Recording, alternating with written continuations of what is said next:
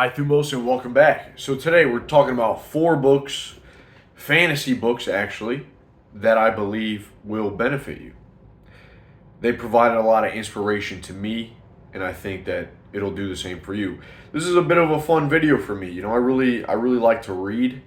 I have a love for fantasy and sci-fi novels. This video is inspired from the channel Better Ideas from Joey.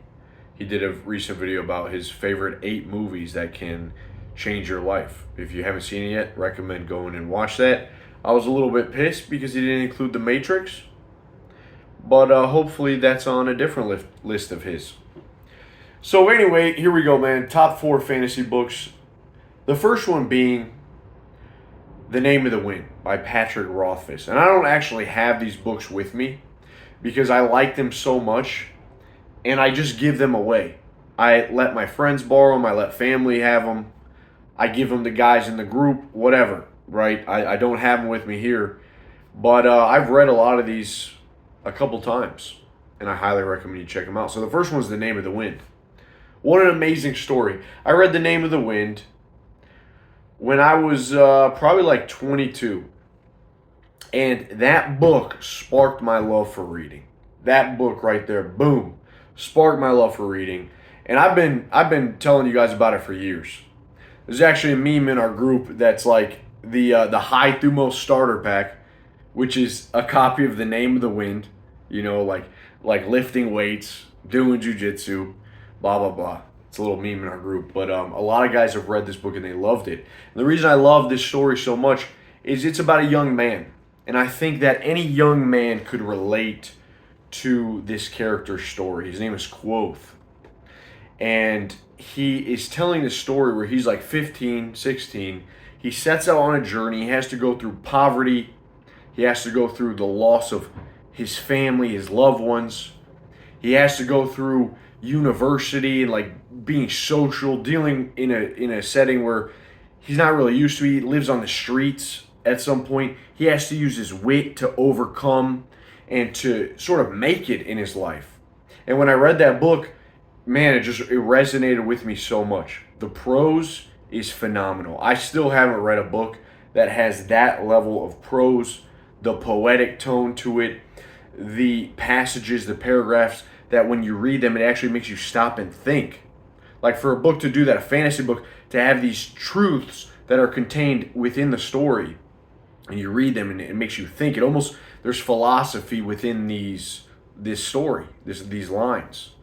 And that character Quoth, I really liked. Some people say that he's a bit of a Mary Sue, like he's too perfect. He is in a way, like he's smart, he's intelligent, he is witty, he's charming. And I don't see anything wrong with that. I like a story that has a strong character, a strong protagonist. So this is very good. I also highly recommend it just for any guy that wants to get into reading and have a good story. This tells the hero's journey so perfectly, from him setting out, leaving home, living on the streets, going to the university, discovering himself, his power, what he's capable of, getting control of his mind. That's a big thing in this book. It's actually called The Heart of Stone, which is pretty much like stoicism and meditation, Zen meditation, where he will break up his mind into these compartments, and he'll put any negative thoughts away in a compartment while he has presence of mind over here. He sort of detaches himself from negative thoughts, from worry, from fear. He's able to deal with those, and I think it's very cool how he does it in this book. I think that's the same as sort of Zen meditation, or just using your awareness to not be an emotional man. But when you have fear, when you have anxiety, when you have a lot of doubts, to be able to put those away and to focus on what's in front of you in chaotic situations, whatever it is, stressful environments. You're able to detach yourself from the feeling, from the thought, and not let it impact your emotional state. So I thought that was very cool. So The Name of the Wind by Patrick Rothfuss. Little side note, there's only 2 books out now. The Doors of Stone is going to be the 3rd book. The author still hasn't come out with his book in like 10 years. So I've just kind of forgot about it. The third book, I don't even care. But the first two books are great. I don't really recommend you need to, have the whole series complete before you read that. The next one is probably one of my favorite books, like maybe a little bit above The Name of the Wind, but I don't think a lot of people would agree with me. It's called The Lies of Locke Lamora. It's by Scott Lynch. This one, when I first read it, like it took me a little bit to get used to. Quickly it became my favorite. The setting, I love the world of Camor. I love the characters. I love the main character, Locke, which is just this cheeky, witty guy. I love the members of this group, Gene. Um, I love the group. This book reminds me of Ocean's movie with Fight Club. In like a gothic setting, kind of. And they're a group of thieves. They're a group of these orphans that had nowhere to go, and they get raised by this preacher, Father Chains, that they live in this church, and they go out and they steal from the rich, and they set up these heists, right? They set up these heists, and it's very, very a very good story. They get in some very tricky situations. There's a lot of tricky situations, social situations, where they have to talk their way out of stuff, where they got to scoop their nuts, and where they end up doing a lot of good too. I think anyone will enjoy this book. Any young guy, any guy going through it. There's a cool passage in this book that Locke is saying to his members. They're in it deep, man. Like they're in shit, and he says to them, "Boys, we weren't trained to cower in fear. We weren't trained to put our heads down and just rot away." He says that the water is over our freaking heads right now, but we're the sharks. We're the freaking sharks. And we're going to make it out of this. We're going to figure it out, all right? They got themselves in a sticky situation, but they used that brotherhood, that camaraderie, their intelligence, and that Thumos to get them out of these sticky situations.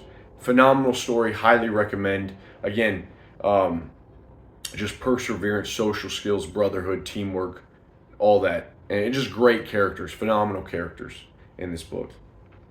The next one is Blood Song by Anthony Ryan.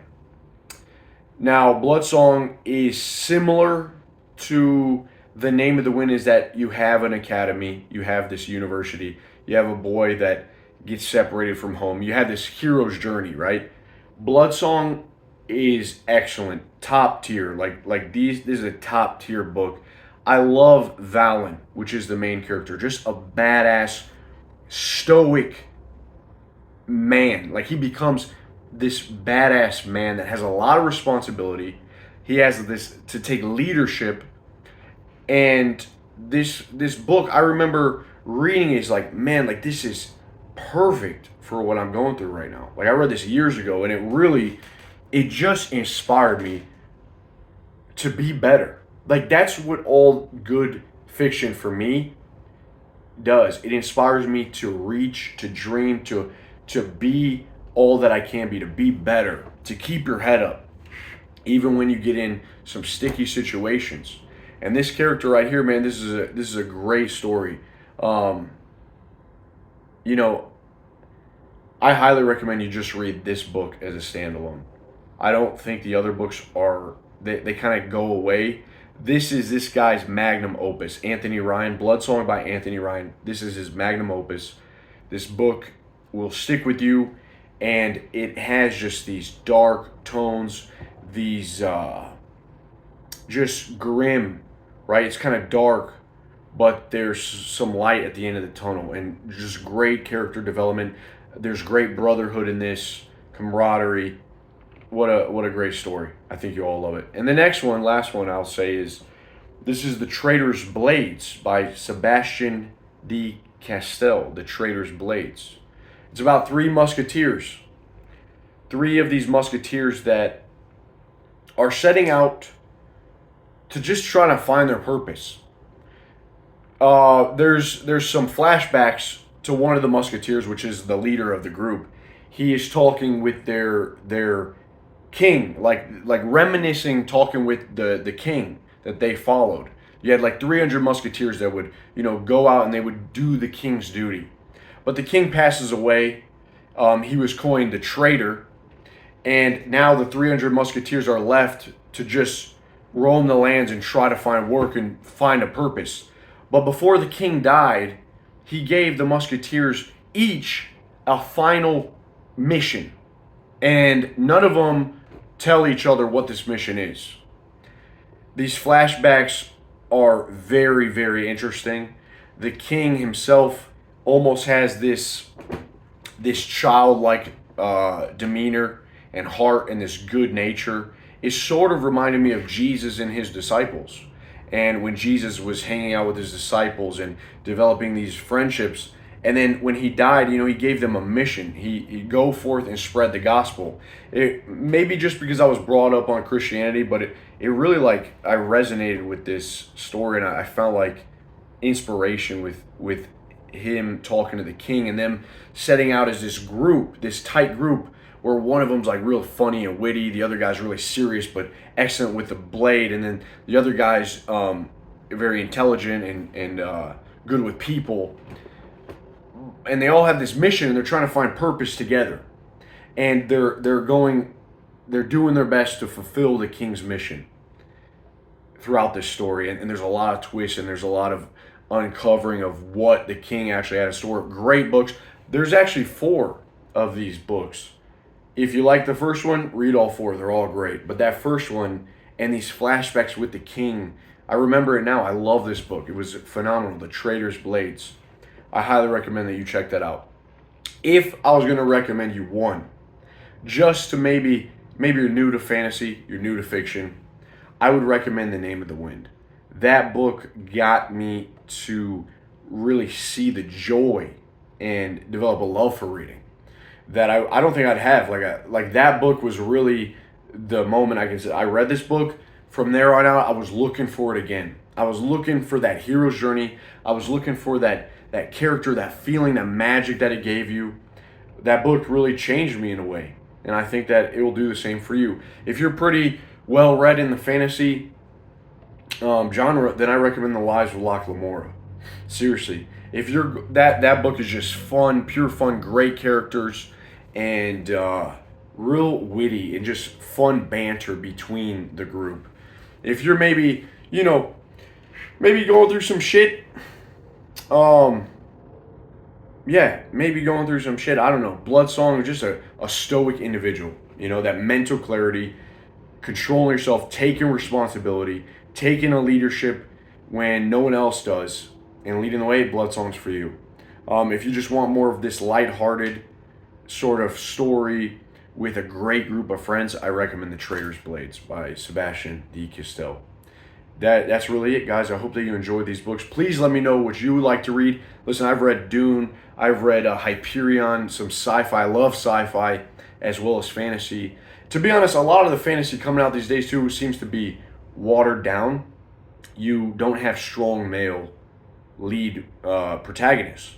You got a lot of these like protagonists that are weak and beta, and I think that a lot of these authors are simping for their publishers, trying to make these like guys that are just feminine and maybe more female leads, and all these female authors, which I just can't relate with because of course they don't live the life of a man. But so please, if you can, share with me your favorite books down below, and I'd love to read some. All right, so I'll talk to you soon. Let me know if you read these, what you think about them, and I'd love to read that. All right, see you guys soon. Peace.